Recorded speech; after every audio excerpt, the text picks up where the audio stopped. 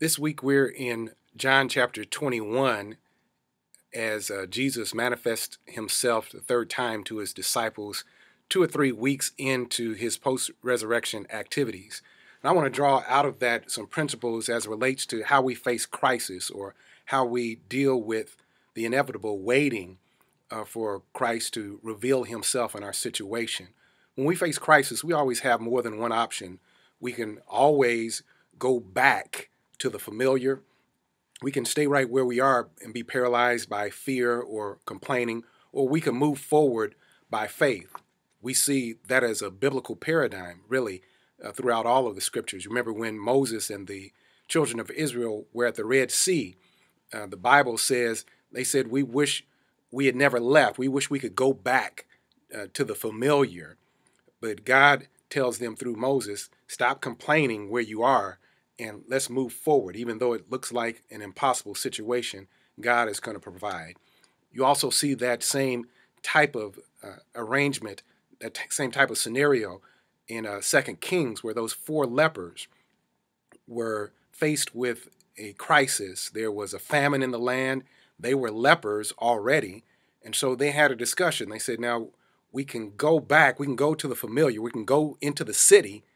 But there's a famine there, so we're going to die there. Or we can stay right here and be paralyzed by fear, and we're going to die here. Or we can move forward by faith and go into the camp of the enemy and see what God will do for us. And obviously, they moved forward, and you see how that turned out. Well, in John chapter 21, the disciples, under the leadership of Peter, Peter says, you know what? I'm going fishing. I'm going back to what I know how to do the best. I'm going to the place that I'm familiar with the people that I'm most comfortable with, and do the thing that I like to do the best. Now, whether that was a sin or not in their situation is up for you to interpret, but the truth is that very often we prefer the familiarity of dysfunction over against the unfamiliarity of freedom. We, for whatever reason, have something in us that likes the certainty of mess as opposed to the uncertainty of liberty. And so, whereas the disciples went back fishing, but what do you revert back to? What's your default mode?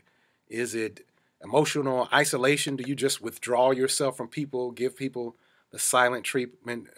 Do you lash out at people when you're frustrated or in crisis and just cuss everybody out? Or do you escape into some kind of fantasy mode and just vegetate in front of the TV or in front of video games? Or do you busy yourself at work? Or do you use food or drugs or alcohol as some type of coping mechanism? Bottom line is, none of those things work, and we know they're futile and fruitless.